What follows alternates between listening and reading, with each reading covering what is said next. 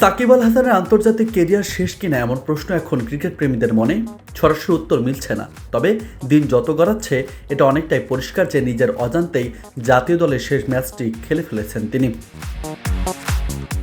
West Indies সফরে উনি সাকিব, সামনে আইসিসি চ্যাম্পিয়ন্স ট্রফি, ওই লড়াইয়ে তিনি থাকবেন কিনা তেমন একটা প্রশ্ন সামনে। যদিও এ নিয়ে বিসিবি সভাপতি ফারুক আহমেদ সাব জানালেন বিষয়টার সঙ্গে জড়িত নন তারা। সাকিবকে নিয়ে গণমাধ্যম কর্মীদের বারবার প্রশ্ন হলেও বিব্রত নন ফারুক। ওয়েস্ট ইন্ডিজের বিপক্ষে ওয়ানডে সিরিজ দিয়ে সাকিবের জাতীয় দলে ফিরবেন এমনটা শোনা যাচ্ছিল, কিন্তু সেই সম্ভাবনার মৃত্যু হয়েছে। এমনকি চ্যাম্পিয়ন্স ট্রফিতেও খেলাও অনিশ্চয়তার মুখে। রোববার বিপলে মাস্কট উন্মোচন অনুষ্ঠানে গণমাধ্যমের মুখোমুখি হয়েছিলেন বিসিবির সভাপতি ফারুক আহমেদ, যেখানে উঠে আসে সাকিব প্রসঙ্গ। চ্যাম্পিয়ন্স ট্রফিতে সাকিবের খেলার সম্ভাবনা কতটুকু এ নিয়ে ফারুক বলেন, এখনো আমাদের লিস্টে আছে, আশা করি যেভাবে চাচ্ছে এটাকে যদি সমাধান করা যায়। এটা অবশ্যই আমি মনে করি সাকিব এখনও ক্ষমতা রাখে জাতীয় দলে খেলার।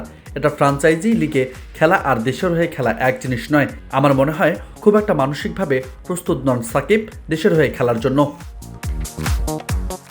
বিপিএলে সাকিব না থাকলে এই টুর্নামেন্টে কিছুটা আকর্ষণ হারাবে কিনা এমন প্রশ্নে বিসিবি সভাপতি বলেছিলেন, সাকিবের বিষয়টা আমি খুব বেশি উত্তর দিতে পারি না। আপনি আমাকে বারবার প্রশ্ন করেন, আমি বিব্রত না।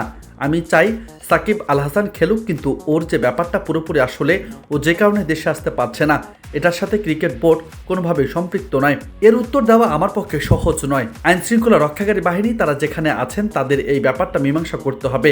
তার মানে সরকারি সবুজ সংকেত পেলেই হয়তো জাতীয় দলে খেলার ছাড়পত্র মিলবে সাকিবের। সেটা না হলে সাবেকদের তালিকাতে চলে যেতে হবে বাংলাদেশের সর্বকালের সেরা এই ক্রিকেটারকে।